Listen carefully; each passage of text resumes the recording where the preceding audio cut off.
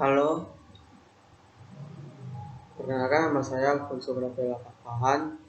Pada hari ini saya akan mempresentasikan seminar proposal saya dengan judul Desain Sistem Pengendalian Internal atau Siklus Penerimaan Kas pada PT Super Setia Sagita. Yang saya hormati Pak Ferry Laurentius sebagai dosen pembimbing saya, dan saya hormati Pak Aston dan Pak Hendra sebagai dosen penguji saya. Yang pertama, latar belakang. Dalam menjalankan bisnis, entitas menghadapi berbagai risiko yang sejalan dengan kemajuan teknologi. Risiko-risiko terus berubah dan bertambah seiring dengan peningkatan skala bisnis usaha entitas. Risiko-risiko yang dapat menghambat pencapaian tujuan usaha dari entitas tidak bisa dihilangkan, namun dapat dimitigasi dengan cara mengoperasikan dan merancang sistem pengendalian internal. Sistem pengendalian internal merupakan bagian sangat penting dalam perusahaan karena berfungsi untuk menjaga keamanan harta atau kekayaan perusahaan, mendorong efisiensi dan efektivitas operasi, mendorong kepatuhan terhadap peraturan yang berlaku, dan membantu perusahaan dalam mencapai tujuan yang diharapkan. Selain memiliki sistem pengendalian internal, perusahaan juga memerlukan adanya sistem informasi sebagai penghasil informasi dan serangkaian kegiatan akuntansi yang biasa disebut dengan sistem informasi akuntansi atau SIA. SIA berfungsi untuk membantu manajer perusahaan dalam merancang dan melakukan kegiatan operasional serta pelaporan keuangan. PT Super Setia Sagita atau yang lebih sering dikenal dengan Super Solayan merupakan perusahaan yang bergerak dalam bidang perdagangan yang berdiri pada tahun 1995. Adapun sumber utama penerimaan kas pada perusahaan tersebut adalah berasal dari penjualan tunai dan sudah menggunakan SIA secara terkomputerisasi. Di PT Super Setia Sagita, sistem pengendalian internal atas penerimaan kas sudah diterapkan. Hal ini dibuktikan dengan adanya struktur organisasi yang berisi bagian atau fungsi yang bertanggung jawab atau yang menangani proses penerimaan kas di perusahaan tersebut. Namun, masih ditemukan beberapa kekurangan, diantaranya karyawan yang melakukan kesalahan dalam pencatatan jumlah kas yang diterima, melakukan kesalahan dalam menghitung jumlah uang kembalian, kehilangan kas akibat peningkatan volume transaksi pada periode promosi atau musim liburan, dan gangguan sistem atau mesin pada komputer yang dapat menghambat proses penerimaan kas di perusahaan tersebut. Hal ini yang melatar belakangi saya untuk melakukan penelitian dengan judul Desain Sistem Pengendalian Internal atau Siklus Penerimaan Kas. Berdasarkan latar belakang di atas, adapun rumus masalah dalam penelitian saya ini adalah bagaimana desain sistem pengendalian internal atau siklus penerimaan kas pada PT Super Setia Sagita. Adapun tujuan penelitian saya ini yaitu 1. Untuk melakukan analisis prosedur siklus penerimaan kas yang berjalan pada PT Super Setia Sagita. 2. Untuk membuat desain pengendalian internal siklus penerimaan kas pada PT Super Setia Sagita. Selanjutnya, kontribusi atau manfaat. Yang pertama, penelitian ini diharapkan dapat membantu PT Super Setia Sagita untuk memperoleh pengendalian internal ada siklus penerimaan kas yang sesuai. 2. Hasil penelitian ini diharapkan dapat berkontribusi untuk meningkatkan kesejahteraan bagi PT Super Setia Sagita dengan membantu dalam mencari solusi terbaik untuk mengatasi kelemahan yang ada pada pengendalian internal atas siklus penerimaan kas pada PT Super Setia Sagita. Yang ketiga, penelitian ini diharapkan bermanfaat bagi PT Super Setia Sagita agar mampu beradaptasi serta bersaing terhadap perubahan dan kemajuan industri. Yang keempat, penelitian ini diharapkan dapat berkontribusi pada ilmu pengetahuan dengan membuat desain pengendalian internal atas siklus penerimaan kas yang baik bagi PT Super Setia Sagita. Dan yang kelima, hasil penelitian ini diharapkan dapat berkontribusi pada pengembangan kelembagaan sebagai kajian bagi penelitian serupa. Lanjut, tinjauan pustaka ya. Satu, pengertian sistem pengendalian internal. Menurut Committee of Sponsoring Organization atau CUSO, pengendalian internal adalah proses yang dipengaruhi oleh dewan direksi, manajemen, dan karyawan yang dirancang dalam rangka memberikan jaminan atau keyakinan memadai dalam upaya untuk mencapai 3 tujuan, yaitu efisiensi dan efektivitas produksi, penyajian laporan keuangan yang dapat dipertanggungjawabkan, dan ketaatan terhadap undang-undang dan aturan-aturan yang berlaku. Selanjutnya, tujuan sistem pengendalian internal. Yang pertama, menjaga kekayaan perusahaan.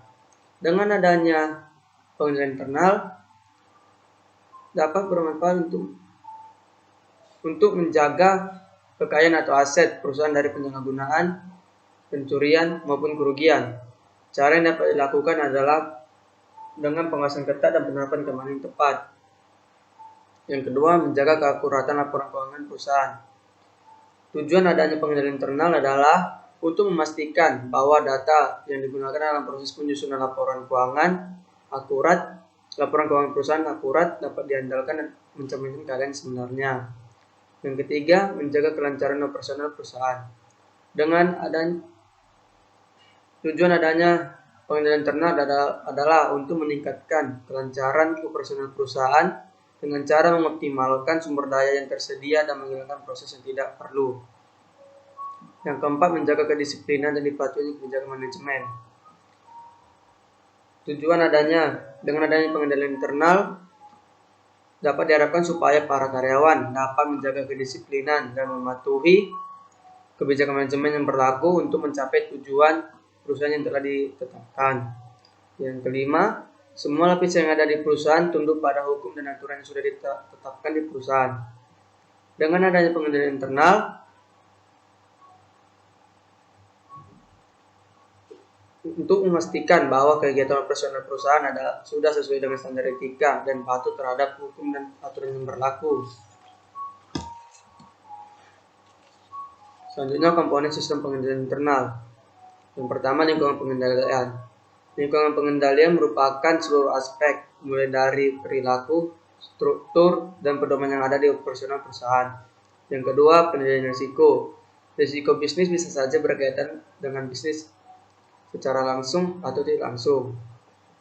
Manajemen perusahaan harus dapat mengambil langkah yang tepat untuk mengatasi dan mengendalikan risiko yang terjadi agar tujuan perusahaan dapat tercapai. Selanjutnya, aktivitas pengendalian. Aktivitas pengendalian berfungsi sebagai pencegahan terhadap kecurangan dan kesalahan dalam aktivitas perusahaan. Yang keempat, informasi dan komunikasi.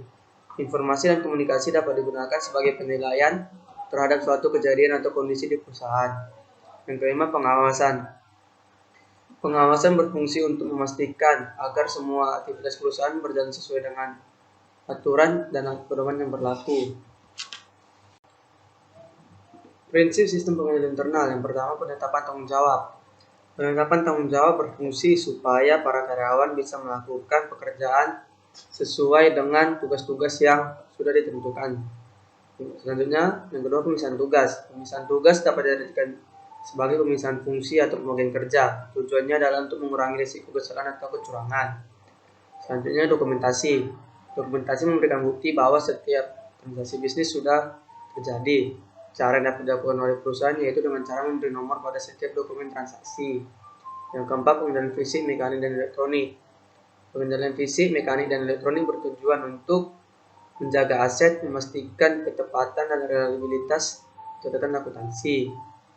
Yang kelima, verifikasi internal yang independen. Ini melibatkan pemeriksaan data yang dilakukan oleh karyawan baik secara berkala ataupun mendadak. Yang keenam, pengendalian sumber daya manusia atau SDM. Kegiatan yang dapat dilakukan contohnya yaitu memantau karyawan yang memegang kas, merotasi pekerjaan karyawan, dan melakukan pemeriksaan latar belakang. Selanjutnya, pengertian sistem penerimaan kas. Pada umumnya, penerimaan kas adalah kas yang diterima oleh perusahaan, baik berupa uang tunai maupun surat berharga, yang mempunyai sifat dapat segera digunakan, yang berasal dari transaksi perusahaan maupun penjualan tunai, piutang atau transaksi lainnya yang dapat menambah kas perusahaan. Sistem penerimaan kas juga merupakan suatu kegiatan atau prosedur menerima kas dari tagihan yang berasal dari pihak luar, pinjaman, setoran modal, atau penjualan tunai. Selanjutnya metode penelitian. Satu, tempat dan waktu penelitian. Penelitian ini dilakukan di PT Super City Sagita yang berlokasi di Komplek Taman Setiabudi Indah atau TASBI, Jalan Krisan 5, Blok C nomor 1, Kelurahan Tanjung Rejo, Kecamatan Medan Sunggal, Kota Medan, Sumatera Utara. Waktu pelaksanaan penelitian ini selama 4 bulan. Metode penelitian yang digunakan adalah metode kualitatif deskriptif. Jenis penelitian data yang digunakan yaitu data primer dan data sekunder. Dan teknik pengumpulan data yang digunakan adalah observasi, wawancara, dan dokumentasi. Selanjutnya tahapan penelitian. Yang pertama, melakukan observasi. Observasi dilakukan untuk mengetahui proses bisnis dan mengamati aktivitas penerimaan kas pada PT Super City Sagita.